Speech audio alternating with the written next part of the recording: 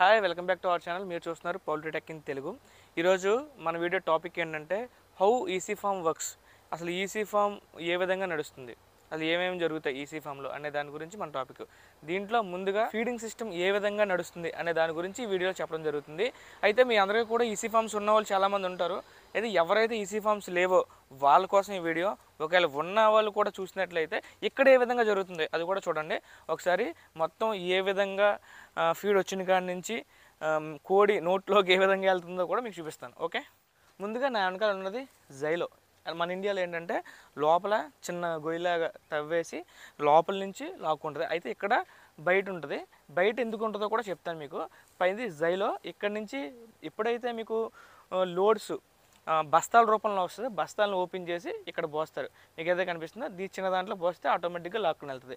అది ఏ విధంగా ఉంటుందో కూడా చూపిస్తాను. లోపల స్ప్రింగ్ ఏ విధంగా ఉంటుంది అనేది మీకు కనిపిస్తుంది కదా, అది స్ప్రింగ్. ఇక్కడ ఎప్పుడైతే బస్తాల్లో వేస్తామో ఆ స్ప్రింగ్ అనేది లోపలికి తీసుకుని వెళ్ళిపోద్ది అనమాట.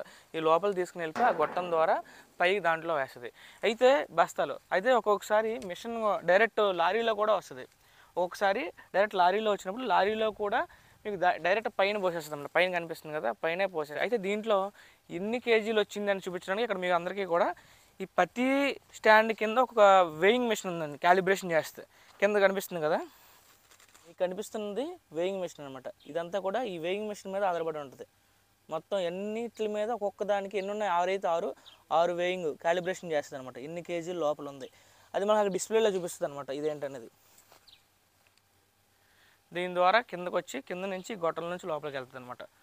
లోపలికి వెళ్ళిన తర్వాత ఎలా వర్క్ అవుతుందో కూడా చూపిస్తుంది. అయితే బయట చూపించిన క్యాలిబ్రేషన్ అనేది ఇక్కడ చూడండి. ఇక్కడ 1595 కేజీలు ఉన్నట్టు చూపిస్తుంది చూడండి. ఇక్కడ ఇది అక్కడ మనకు ఆ వెయింగ్ మెషిన్స్ ఉండడం బట్టి ఇక్కడ చూపిస్తుంది. అయితే ఇక్కడ మనకి ఏ విధంగా ఉంటుందంటే ఇక్కడ చూడండి, feeding motor 1, feeding motor 2, feeding ఇక్కడ 3 లైన్లు ఫీడింగ్స్ ఉన్నాయన్నమాట. దానికి సెపరేట్గా ఉంది. అలాగే Xylo motor 1, Xylo motor 2. Motor 1 అంటే పెద్ద జైలో మిషన్ దగ్గర లోపలికి ఫీడ్ తీసుకెళ్ళేది.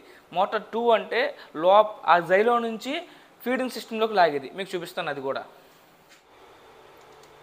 ఇదిగోండి, ఇది జైలో మోటార్ 2 అనమాట. బయట ఉన్నది జైలో కింద ఉంటుంది అనమాట. అది ఇక్కడికి పంపింగ్ చేస్తుంది. అది జైలో మోటార్ 1, ఇది జైలో మోటార్ 2 అనమాట. అయితే ఇది ఎలా వర్క్ అవుతుందో చూపిస్తాను చూడండి. ఎప్పుడైతే ఇక్కడ ఫీడ్ ఫుల్గా ఉంటుందో ఆటోమేటిక్గా మీకు ఇక్కడ ఫీడ్ రాదు. అది చూడండి, నేను కదుపుతాను, ఫీడ్ వస్తుంది చూడండి. వచ్చిందా? అదిగోండి, మిషన్ రన్ అవుతుంది. ప్రతి దాంట్లో అంతే చూడండి. ప్రతి దాంట్లో ఫీడ్ ఎప్పుడైతే ఈ గొట్టాన్ని తాకి ఉంటుందో అది రాదు. ఇప్పుడు చూడండి, గొట్టం లాగుతాను, ఆటోమేటిక్గా గొట్టంలో ఎప్పుడైతే ఫీడ్ ఖాళీ అయిపోద్దో ఆటోమేటిక్గా స్టార్ట్ అవుద్ది అనమాట. అయితే ఇవి ఎలా పనిచేస్తాయి అంటే, ఫస్ట్ జైలో మోటార్ ఉంది కదా, ఇది ఇక్కడ సెన్సార్ ఉంటుంది అనమాట. ఇక్కడ ఎప్పుడైతే ఫీడ్ అయిపోతుందో ఆటోమేటిక్గా 3 వాటిల్లో కూడా ఫిల్ అవుద్ది. ఎందుకు అంటే ఆటోమేటిక్గా 3 వాటిల్లో సమానంగానే అవుతుంది కాబట్టి దీనికి మాత్రమే మనకి ఇక్కడ సెన్సార్ ఉంటుంది. కాబట్టి ఏంటంటే ఈ సెన్సారు ఎప్పుడైతే ఈ గొట్టం లాగామో ఆటోమేటిక్గా దాంట్లో ఉన్న గొట్టంలో ఉన్న ఫీడ్ అంతా దీంట్లోకి వస్తుంది. అప్పుడు ఆటోమేటిక్గా వాటిల్లో కూడా ఫీడ్ వస్తుంది అనమాట. అది అయితే ఆ ఫీడ్ వచ్చిందని ఎలా వెళ్తుందో చెప్తాను చూడండి. ఎక్కడి నుంచి ఫీడ్ ఎలా వెళ్తుంది అంటే, ఇందాక మీకు జైలో మోటార్లో ఒక స్ప్రింగ్ చూపించాను. అలాంటిది చిన్న స్ప్రింగ్ ఈ గొట్టంలో ఉంటుంది అనమాట. ఆ గొట్టంలోంచి ఎలా అయితే జైలోకి వెళ్తుందో అదేవిధంగా ఇక్కడ వచ్చిన ఫీడు ఈ ఫీడర్లోకి ఆ స్ప్రింగ్ తీసుకెళ్తూ ఉంటుంది. ఆ స్ప్రింగ్ ఎలా పనిచేస్తుంది అంటే, దీంట్లో ఫీడ్ ఫుల్గా వచ్చేసింది, మనం ఇక్కడ పెట్టుకుంటాం. దీంట్లో కూడా స్టెప్ 1, స్టెప్ 2, స్టెప్ 3 అని ఉంటాయి. ఇవేవైతే మనం పెట్టుకుంటాం ఇక్కడ ఫుల్ అయిపోయిందా ఆటోమేటిక్గా ఆ స్ప్రింగ్ దీని లోపల తోయకుండా ఆగిపోతుంది అనమాట. ఇదే విధంగా అవుతుంది. దీంట్లోకి ఏ విధంగా ఫీడ్ అయిపోయిందని తెలుస్తుంది అంటే, దీంట్లో కూడా చివరన ఉంటుంది అనమాట. దీంట్లో 2 రకాలు ఉన్నాయి, ఆటోమేటిక్ ఉంది, మాన్యువల్లో ఉంది. మనం ఇందాక బటన్ చూపించాను కదా, అది మాన్యువల్, మనం ఆన్ చేసుకుంటే వెళ్తుంది. ఇది ఆటోమేటిక్ కూడా రన్ అవుద్ది. ఎప్పుడైతే చివర ఫీడర్లో ఫీడ్ అయిపోతుందో అంటే సెన్సార్ ఉంటుంది, ఒక్కొక్క లైన్కి ఒక్కొక్క సెన్సార్ ఉంటుంది. ఆ సెన్సార్లో ఫీడ్ అయిపోద్ది అంటే అన్నింటిలో అయిపోతుంది. అన్నింటి కోసం ఒకసారి తిరుగుద్ది.